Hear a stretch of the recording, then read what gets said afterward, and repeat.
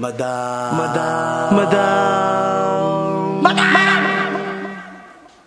Ivan.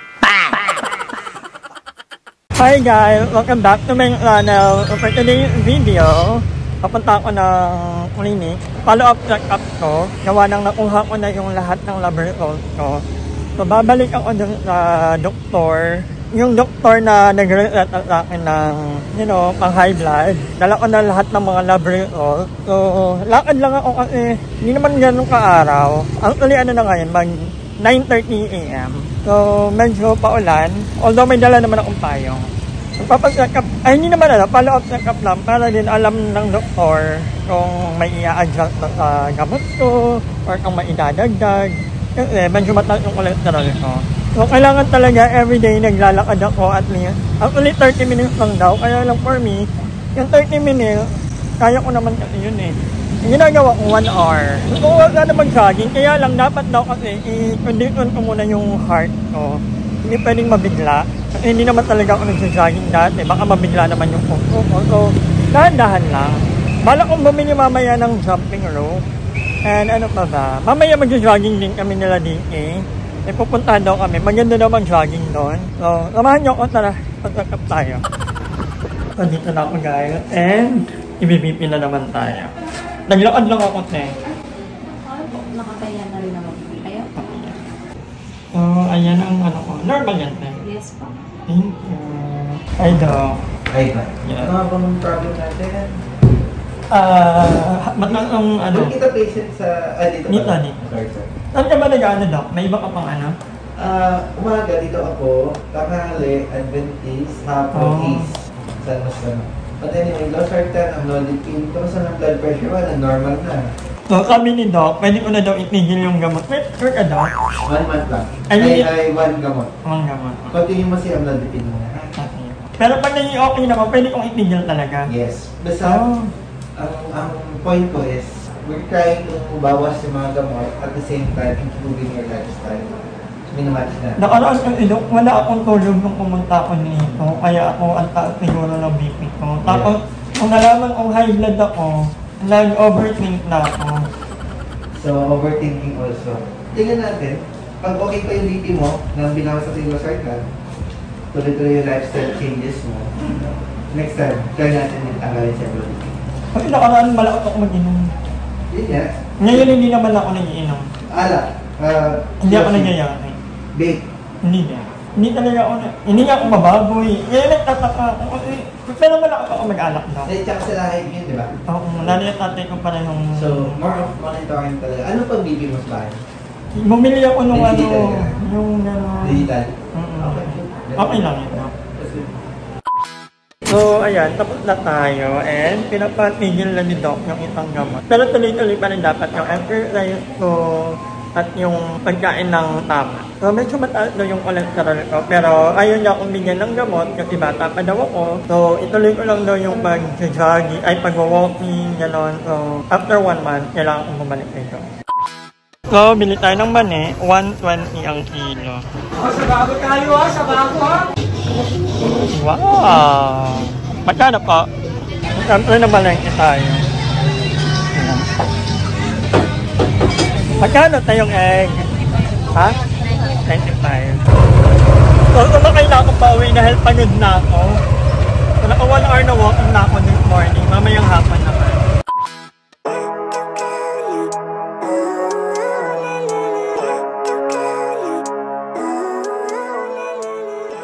Kahapon, nag-plan kami ni Nikki na mag-walking kami. Kasi nga, bumili kami ng bagong... Actually, ano lang ito, class A lang yung slipper namin. Kasi, kahit pag-iraman niya, masyadong maano. Hindi nala ako ni Nikki dito. At ang ganda kung inaka-inspire yung mga tao, nakakaaliw. So, dahil dyan, mag-start na kami guys. In 5, hindi na ako mag-vlog ng walk. So, tayo ikot lang kami. Ilang ikot ang goal natin? 10. Oo, inom 10. Biglain yung sarili, high blood. Mga ano muna, 3. 3 ikot.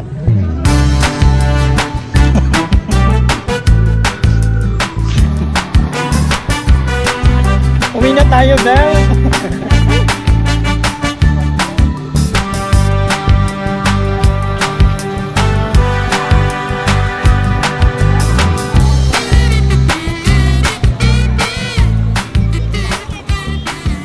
Ewan ko, nag-rest na ako na 30-20 minutes na ako. Hindi ako pwedeng bigla-bigla. Kailangan paunti-unti daw kami ng doktor. At yung friend ko, sineseryoso. Nakakaya yung mga tao. I'm so happy. They are so healthy. So, nakailang ikot na rin ako. Nakalimang ikot na ako. So, ayoko magkano pagurin yung sarili ko kasi sabi nila at Tala na nila Doc Van na maganda daw unti-untiin ko lang kasi kailangan makondisyon muna yung sarili ko.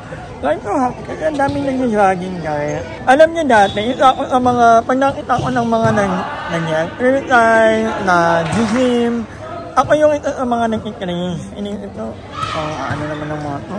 Pero ang ano pala, ang pag-jogging, ang pag-exercise, it's not just about having a good body, pero pinakamagandang ano niya is for your health, for our health. Alam mo yun, yung ito na ano. So, yan.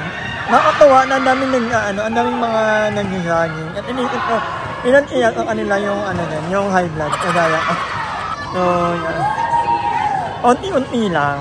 Nangit nandito ako kapag mag-jogging. Ay, ko happy na dinala ko ni DP dito. Kasi, wala lang, parang namomotivate ka na tumakbo din. Or kahit maglakad lang. Tomorrow.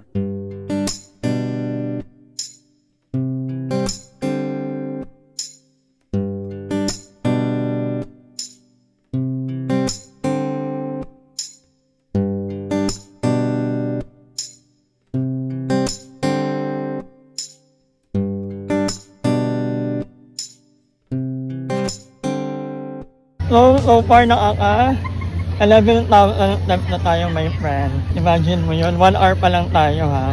How much more kung 5 hours tayo naglalakad? Wala na lang nagawa sa buhay, hindi maglakad ng maglakad. Happy lang ako kasi at least we're making progress. Kahit hindi tayo nakapag-jogging, walking lang, at least kahit paano, napapump up yung heart natin. So, patapos na kami sa aming walking for the afternoon. Pauwi na kami kasi dadaan pa kami ng bungkag. Bibili pa kami ng gulay and titingin pa kami ng mga pwedeng bilhin. Lahat ng paa ko. Ngayon ko naramdaman yung sakit ng paa. Ikaw, Bel? Sakto lang. Siguro nag-obrahan. Yan. Kulang nga eh. Gusto ko pa nga eh. Kaya baka ma-oayhan naman. Baka mamaya naman magreklamo naman yung heart ko. Kalma lang. Kaya nakakayot mag-jogging dito, walking. Kasi ang ganda ng mga tanawin. Alam mo yon. So, this morning naman guys, kahit na sinabi na ni Doc na itigil ko na yung gamot ko, at ulit lang pinatigil. Pupunta pa rin ako sa cardiologist para maano talaga kasi ulit na yun sa mga cardiovascular. So, ngayon, magpapaano muna ako, isang ano na lang, one laboratory for now. Tapos tama na muna. Exercise, diet, magpapa-12 lead EEG ako. Hindi ko alam kung tama yung pronouncing ng lead. But yun, 12, yeah, may mga ilalagay na aparato dito sa katawan ko para makita talaga yung ano ng estado ng puso ko. Matagal naman na akong nakamove on, pero hindi ko alam kung bakit kailangan pa nilang tanungin kung ano ang lagay ng puso ko. Pero, kaya tara, samahan nyo ako. Sabi ni Licky, para lang daw ako mag-binge. Yan talaga. And we're back. So, ayan guys, tapos na. Medyo may ano yan. Ganyan. Yan yung malaki. Super nice ng mga staff nito sa Mediplan. Kaya sobrang okay ako dito. Kasi hindi doon karami yung tao. Bait ang mga tao dyan. So, tambay muna ako doon. Magmumuni-muni muna ako. Habang inaantay ang report. Kasi 1 hour pa daw. Gagawan pa ng something. Mag-book-joot kayo ako. Or mamaya na. So, ayan, while waiting for the result, kasi gagawan pa nga ng, parang pinapabalikan na lang after an hour. So, tambay muna ako dito sa Cloud Coffee. Hindi na ako umuwi kasi medyo malayo. Hindi naman layo, pero ang init na kasi. Kaya ko naman yung lakarin kung hindi lang mainit. Sadyang mainit lang panahon yan kasi almost 11 AM. So, sabi ko, antayin ko na lang yung result. Then after, pag meron ako result, maghahanap ako ng hospital na merong cardiologist. So, baka yung iba sa inyo nagtataka bakit ang dami-daming laboratory, ang dami kong pinapagawa. Well, Kung ako lang guys, hindi ko na gagawin to. Kaya lang, syempre, gusto kong maging panatag yung isip ko. Gusto kong malaman kung okay na ba talaga ako, naitigil ang ganito, ganyan. So, sabi nung isa kong friend, si Doc Van, maganda na mag-consult din ako sa cardiologist. Kasi yung mga cardiologist talaga, yung mga specialista pagdating sa heart, sa mga vessel, mga ganyan.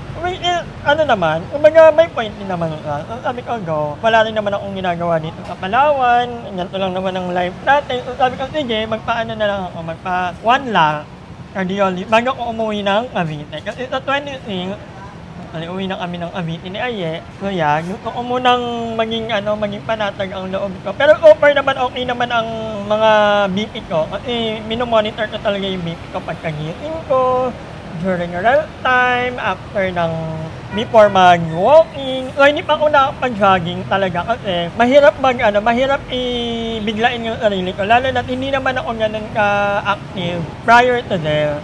So, sabi ko, dahan-dahan lang. Sabi rin ng friend, dahan-dahan lang.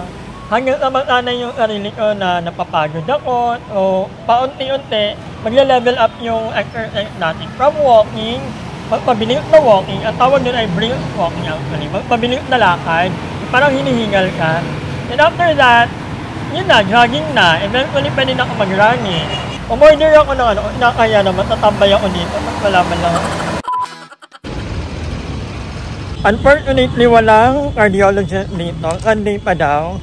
So, nalilipat ako. May malapit pang isang private hospital dito.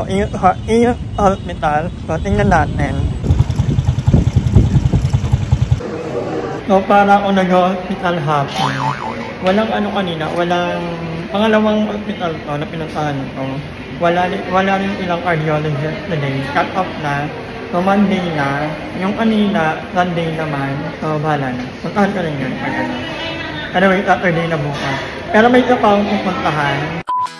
So, ayun mga kawanger. Wala akong nahanap na tatlong hospital. Ilan ba ang pinuntahan ko ng hospital? 4 na private hospital ang pinuntahan ko dito sa Palawan. And unfortunately, Sunday at Monday na ang cardiologist. Mahirap pala maghanap ng cardiologist dito. Wala nga cardiologist, cardiac analyst.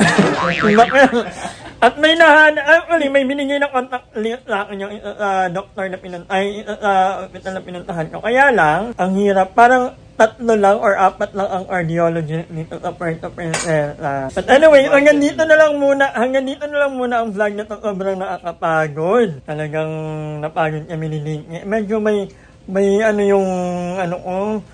ugat ako sa ako. But anyway, hanggang dito na lang muna and magkita tayo on my next vlog.